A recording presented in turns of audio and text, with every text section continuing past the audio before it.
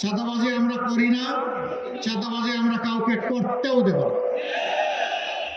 এই বাংলাদেশ থেকে আর কাউকে ব্যাংকের টাকা লুণ্ঠন করে নেতা বানতে দেওয়া হবে না, শেয়ার বাজার লুণ্ঠন করতে দেওয়া হবে না।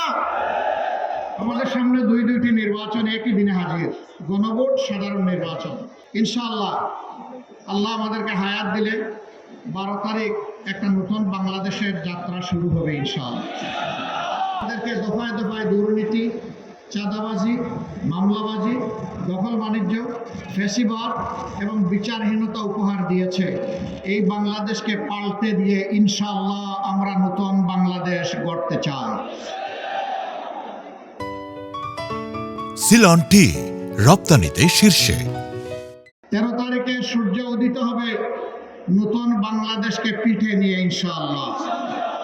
যদি আমাদেরকে সুযোগ দেন তাহলে যে সমস্ত ত্রুটি এবং দুর্বলতার কথা এই মাত্র বললাম, আমাদের প্রত্যেকের 2 হাতের 10 আঙ্গুলের থেকে পরিচ্ছন্ন থাকবে ইনশাআল্লাহ। চাঁদাবাজি আমরা করি না, চাঁদাবাজি আমরা কাউকে করতেও দেব না। দুর্নীতি আমরা করি না, দুর্নীতির জড় আমরা কেটে দিব, কাউকে দুর্নীতি করতে দেব না। মামলা বাণিজ্য এটাকে আমরা ঘৃণা করি, প্রশ্নই উঠে না, কাউকে এই সুযোগ দেওয়া হবে না।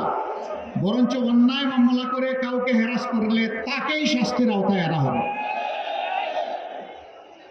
অনেক সময় নিরীহ মানুষকে মিথ্যা মামলা দিয়ে তার জীবন ধ্বংস করে দেওয়া হয়, তার পরিবার ধ্বংস করে দেওয়া হয়, তার ভবিষ্যৎকে তছনছ করে দেওয়া হয়। ওদেরকে আমরা ছাড় দিয়ে কথা বলবো না। এই বাংলাদেশ থেকে আর কাউকে ব্যাংকের টাকা লুণ্ঠন করে নেতা বানতে দেওয়া হবে না, শেয়ার বাজার লুণ্ঠন করতে দেওয়া হবে না।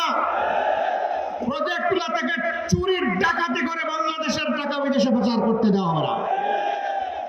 যে 28 লক্ষ কোটি টাকা চুরি হয়েছে, বিদেশে পাচার করা হয়েছে, আল্লাহ তাআলা আমাদেরকে তৌফিক দিলে মহান আল্লাহর সাহায্যে বিইজনিল্লাহ ওদের মুখের ভিতরে হাত ঢুকাইয়া পেটের ভিতর থেকে বের করে আনবো ইনশাআল্লাহ। সেই টাকা রাষ্ট্রীয় তহবিলে জমা হবে ইনশাআল্লাহ।